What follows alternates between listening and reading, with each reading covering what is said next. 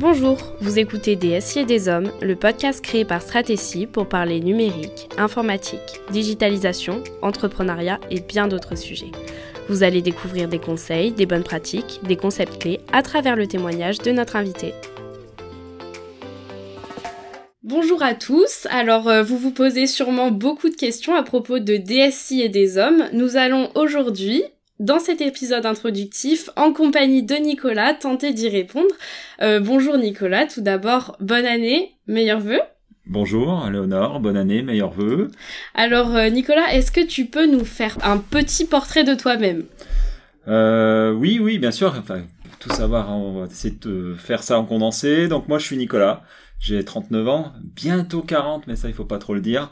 J'ai 2 enfants de 4 et 6 ans, Roman et Noah, et voilà, j'ai une petite femme qui s'appelle Tatiana.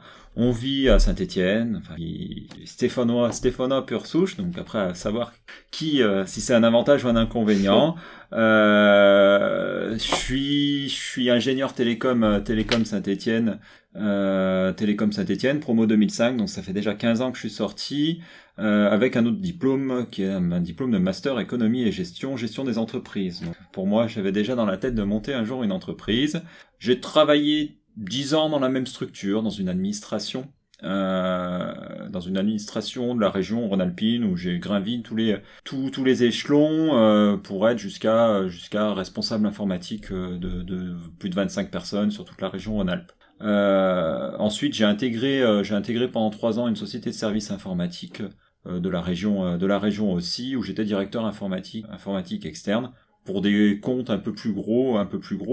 Et enfin, j'ai créé Stratégie en 2017, donc ça fait maintenant un peu plus de 3 ans. À côté de ça, je suis très impliqué par le territoire et très attaché aussi à ce territoire-là, le ligérien, le Petit-Ligérien. Je suis aussi passionné de sport et ça, c'est un vecteur que j'aime bien utiliser dans mon quotidien soit avec mes équipes, soit avec mes clients. Je suis surtout passionné de basket où j'ai été dirigeant, joueur, entraîneur pendant plus de 20 ans et même depuis 3 ans, je suis partenaire du Saint-Chamond Basket Vallée du Gier. Donc je suis revenu dans d'un autre moyen dans le basket et maintenant je cours beaucoup du trail dans la nature. Pour me détendre et puis objectif de triathlon, de cross triathlon dans le futur. Donc voilà, pour moi c'est famille, sport, entrepreneuriat, voilà, ce sont les 3 mots un petit peu qui sont très importants pour moi. Ok, eh bien parfait, donc tu nous parlais justement de Stratégie, l'entreprise que tu as créée. Est-ce que tu peux nous dire quelques mots ? Stratégie, c'est né d'un constat assez simple de ma vision, on va dire, du territoire et du monde d'entreprise, mais pas que.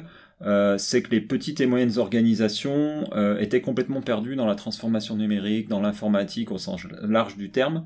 Et je parle d'organisation parce qu'on va autant toucher les collectivités, associations et entreprises de tout secteur. Pour nous, il fallait que ces petites et moyennes organisations aient des structures qui soient adaptées à leur taille, à leur territoire, à leur situation aussi, des structures qui puissent s'immerger dans leur métier et s'impliquer avec eux.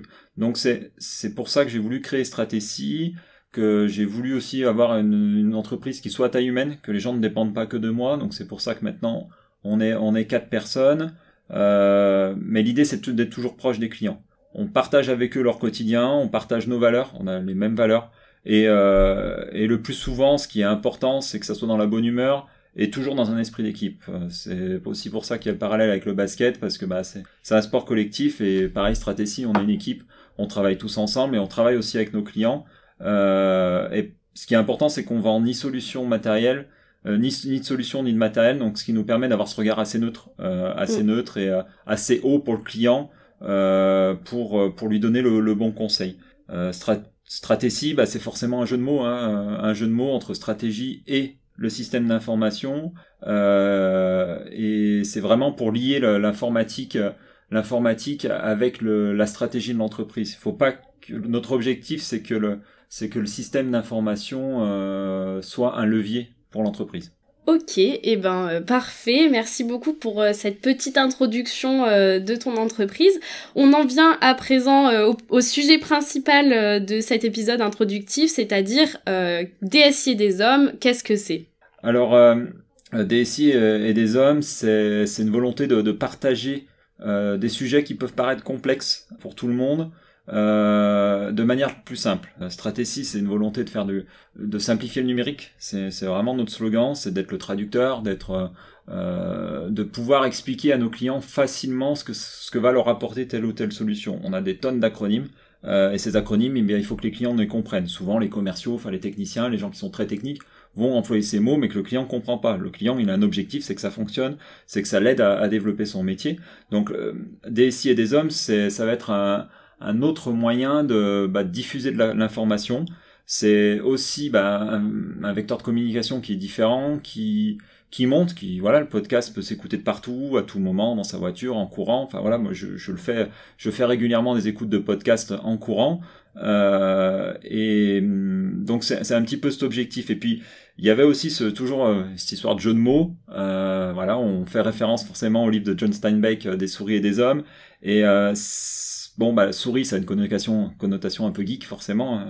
On a tous notre souris à côté de notre PC. Et c'était comment lier les hommes au SI, au système d'information, et donc au DSI. Donc c'était aussi un petit peu ça, et voilà. Et puis c'était un livre aussi qui m'a marqué aussi avant. Qui m'a marqué avant parce que je l'ai eu, je crois, peut-être pour soit une période de bac ou en école, en classe préparatoire. Voilà, je sais plus trop, mais voilà, c'est aussi une référence un peu qui m'a marqué. À ton vécu, à ton passé. Et donc toi, à titre personnel, comment est-ce que tu comptes t'investir et prendre part à ce podcast ? Il y aura différentes formes de podcasts, des podcasts où tu seras là, Léonore, pour m'accompagner, m'interviewer, parler de sujets un peu larges autour du système d'information. Et on aura d'autres podcasts où il y aura des invités. Il y aura des invités qui vont nous parler d'un sujet bien précis que je trouve d'actualité, ou qui peuvent parler aux gens et qui peuvent, comment on va l'expliquer avec eux. Souvent des gens qui sont pour moi inspirants, qui sont soit des entrepreneurs qui ont révolutionné certaines choses, ou des gens que j'ai pu accompagner, qu'on a pu accompagner. Voilà, il peut y avoir deux temps, et tout va dépendre un petit peu de l'actualité et des sujets qu'on va aborder. Du coup, tu nous parlais des sujets, justement. Est-ce que tu peux dire à nos auditeurs qu'est-ce qu'ils pourront retrouver comme sujet sur ce podcast ? Alors l'idée, c'est de parler de sujets qui forcément parlent aux gens. On va parler de télétravail, parce qu'avec le Covid, forcément, le télétravail c'est démocratisé. Il y a une citation du dirigeant de Microsoft qui a dit: on a fait en 2 mois ce qu'on aurait dû faire en 3 ans dans la transformation numérique. Et c'est un peu le cas. Le télétravail a obligé certaines choses, donc on va parler de télétravail, on va parler aussi de cybersécurité, parce que aussi ça augmente. Toute entreprise, toute association peut être attaquée. On va parler aussi d'écologie et numérique, avec différents sujets autour de l'éco-conception des logiciels, autour du recyclage, tout ce qui est autour du numérique, est-ce que l'impact que ça a sur l'écologie. On va parler de différentes méthodologies de projet aussi, ce qu'a pu apporter l'informatique en termes d'agilité par exemple, ou de méthodologie de projet traditionnelle. On va parler d'outils métiers, on parle de l'ERP, c'est l'outil métier, quels sont les avantages à en mettre un, etc. On va parler aussi de collaboration, comment mieux collaborer. On va parler de gestion du temps, on va parler de gestion d'entreprise. Il va y avoir tout un tas de sujets. Et puis aussi, ça sera aussi aux auditeurs de nous dire des sujets qui peuvent les intéresser, et qu'on essaiera de présenter ou d'évoquer dans les mois. Parce que l'objectif, c'est de faire un podcast par mois sur cette première année. D'accord, donc une cadence plutôt élevée. Est-ce que tu aurais des idées de personnes qui interviendront sur ce podcast à titre d'invité, justement ? Alors, il faut aussi réserver un peu de surprise, forcément. Et il y aura autant des entrepreneurs et acteurs du numérique, des entrepreneurs qui ont un impact, d'une part sur notre territoire ou plus, parce qu'il y en a certains qui auront un impact un peu plus fort.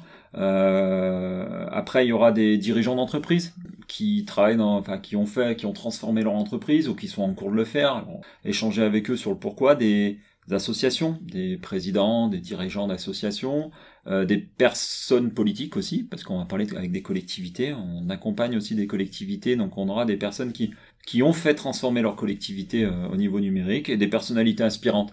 Voilà, on s'interdit, je m'interdis rien en termes de, voilà, il faut forcément qu'il y aura un lien avec le numérique ou avec la gestion d'entreprise. Ok, on garde un petit peu de suspense, il ne reste plus qu'à découvrir les prochains épisodes. Merci beaucoup Nicolas pour cette introduction, merci à nos auditeurs de nous avoir écoutés. N'hésitez pas à vous abonner sur votre plateforme d'écoute pour ne rater aucun de nos épisodes. Suivez-nous bien sûr sur nos pages Facebook et LinkedIn et rendez-vous sur strategy.fr pour plus de renseignements. À bientôt sur DSI et des hommes.